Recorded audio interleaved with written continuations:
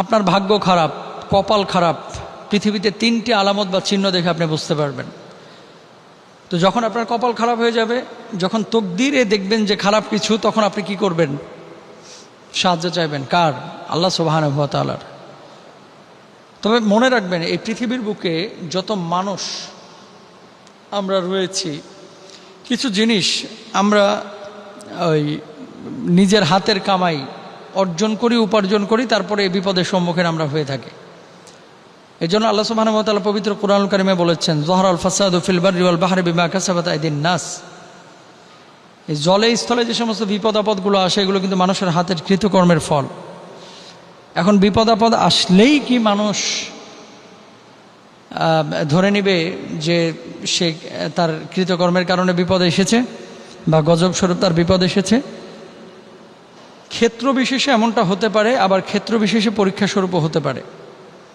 যেহেতু আল্লাহ সুবহানাহু ওয়া তাআলা বলেছেন, কখনো কখনো আমি তোমাদেরকে এমন জিনিস দিয়ে পরীক্ষা করি, বিষয় ইমিনাল খৌফ, যার ভিতরে থাকবে ভয়, অলজু, ক্ষুধার যন্ত্রণা, অনাকসিম মিনাল আমওয়াল, ফসল ফলাদি, সম্পদ সন্ততি বিনষ্টকরণ, ওয়াল আনফুসি ওয়াস সামারাত, এই যে জীবনের বিনাশ, ফসলের বিনাশ, অবশ্যের সাবিরিন, সর্বাবস্থায় যারা ধৈর্য ধারণ করে তাদেরকে আপনি সুসংবাদ দিয়ে দিন। আল্লাহ রাসূল সাল্লাল্লাহু আলাইহি ওয়াসাল্লামকে বলে দিয়েছেন আল্লাহ তাআলা। এখন কথা হচ্ছে, পৃথিবীর বুকে কিছু মানুষ আছে যাদের ভাগ্য ভালো, কিছু মানুষ রয়েছে যাদের ভাগ্য খারাপ। কাদের ভাগ্য খারাপ? আল্লাহ রাসূল সাল্লাল্লাহু আলাইহি ওয়াসাল্লামের একটি হাদিস থেকে 3টা আলামত বা চিহ্ন পাওয়া যায় যাদের কপাল খারাপ, ভাগ্য খারাপ। তারা কারা? মিলিয়ে নেন এর মধ্যে আপনি আছেন কিনা। 1 নাম্বার, রাসূল আকরাম সাল্লাল্লাহু আলাইহি ওয়াসাল্লাম বলছেন, আল মারআতুস সু। রাসূল আকরাম সাল্লাল্লাহু আলাইহি ওয়াসাল্লাম বলেছেন, অসৎ নারী। অসৎ নারী, অসৎ নারী বলতে কে?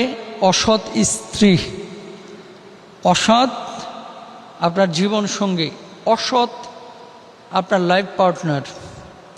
কত বড় কথা একটু খেয়াল করেন। আল্লাহর রাসূল সাল্লাল্লাহু আলাইহি ওয়াসাল্লাম বলছেন, কোনো ব্যক্তি যদি বিবাহ করে আর বিবাহের পরে দেখে যে তার স্ত্রীটা অসৎ, তাহলে আসলে তার কপাল খারাপ।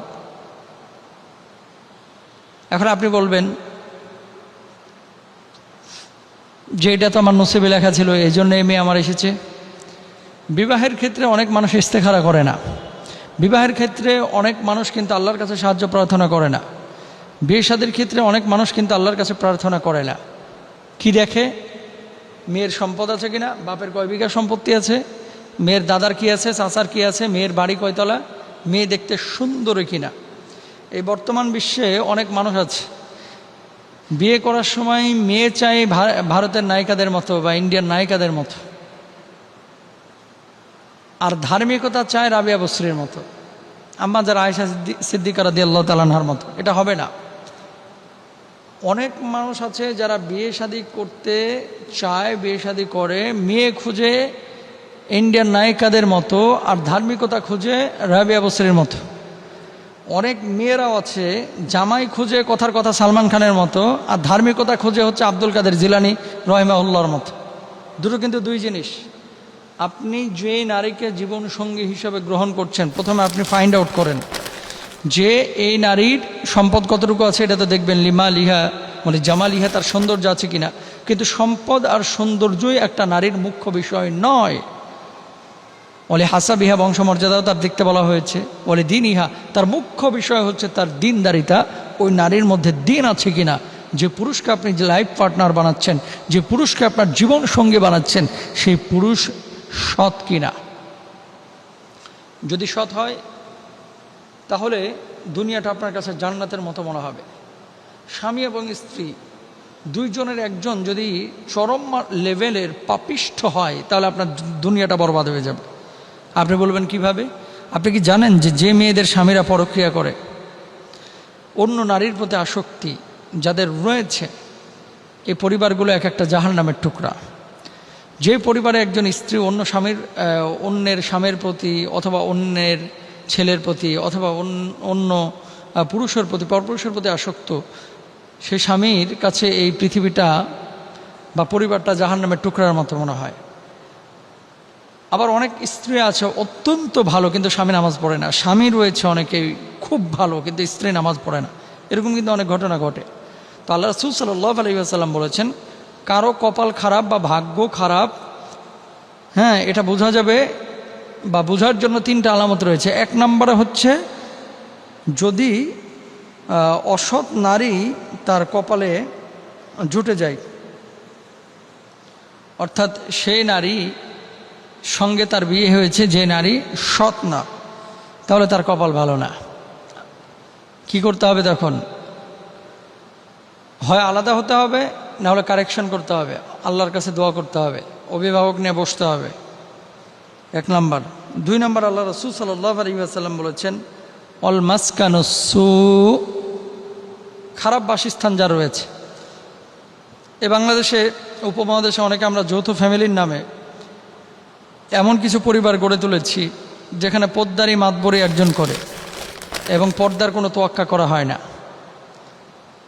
গায়ে মাহরাম কোনো পুরুষের সঙ্গে কোনো নারীর যদি দেখা করতে না যায়, অথবা মেহমানদারিতে তাদের সামনে যদি কোনো কিছু পেশ না করা হয়, বা বোরকা পরে যদি হিজাব মেনটেন করে তাদের সামনে উপস্থাপন করা হয়, তাহলে অনেক মানুষ রয়েছে বাংলাদেশে, অনেক পরিবারে তাদেরকে ভালোভাবে দেখে না।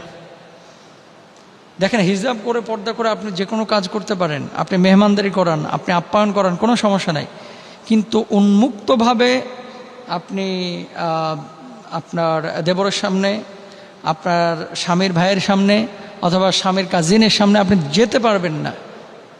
তো এমন বাসস্থান যেখানে পর্দার কোনো সিস্টেম নাই, এমন বাসস্থান যেখানে নারীদের গোসলের কোনো সিস্টেম নাই, এমন বাসস্থান যেখানে প্রপার ওয়েতে আপনি বসবাস করতে পারছেন না, অথবা আপনি আপনার জীবন ধারণ করতে পারছেন না, যে বাসস্থানটা সুন্দর না, ভালো না, নিরাপত্তা নেই, এরকম বাসস্থান যার খারাপ রয়েছে, সে মানুষটির কপাল ভালো না, সে মানুষটি কষ্টের মধ্যে আছে, দুঃখের মধ্যে আছে, সে মানুষটির ভাগ্য খারাপ।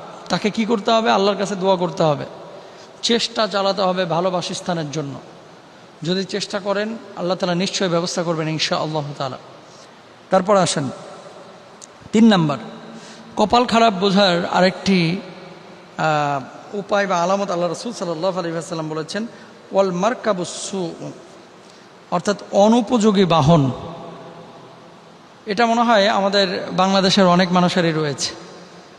অর্থাৎ বাহনের ক্ষেত্রে সবাই তো স্বতন্ত্র বাহন কেনার সামর্থ্য আমাদের নেই, কিন্তু পাবলিক যে সমস্ত বাহনগুলো রয়েছে, এই বাহনগুলো অনেক সময় এতটাই খারাপ যে আপনি বসার পরে আপনার জামা ছিঁড়ে যাচ্ছে, অথবা আপনার শরীরে ক্ষত তৈরি হচ্ছে, অথবা ঘা তৈরি হচ্ছে, হ্যাঁ, আপনার শরীরের মধ্যে জীবাণু ঢুকে যাচ্ছে, এরকম অসংখ্য বাহন কিন্তু বাংলাদেশের রয়েছে। তো এগুলো কিন্তু খারাপ লক্ষণ, এগুলো ভালো লক্ষণ না। চেষ্টা করতে হবে এবং আল্লাহর কাছে প্রার্থনা করতে হবে। মনে রাখবেন, কখনোই আল্লাহ তাআলা আপনার ভাগ্যকে ওই বাড়িতে নেমে এসে পরিবর্তন করে দিয়ে যাবে না, নাউযুবিল্লাহি মিন যালিক। বরং আপনাকে দোয়া করতে হবে, চেষ্টা করতে হবে, তারপর আল্লাহ সুবহানাহু ওয়া তাআলা আপনার ভাগ্যের পরিবর্তন করবেন ইনশাআল্লাহ তাআলা। সুতরাং আমরা চেষ্টা করব ভালো কিছু পাওয়ার, ভালো কিছু অর্জন করার, সেজন্য আল্লাহর সাহায্য আমাদের প্রয়োজন। আল্লাহর সাহায্য ছাড়া ভালো এবং মন্দ কোনো কিছু আমরা করতে পারবো না। আল্লাহ তাআলা আমাদের সবাইকে ভালো রাখুন, সুস্থ রাখুন, নিরাপদে রাখুন। সবার জন্য দোয়া এবং ভালোবাসা।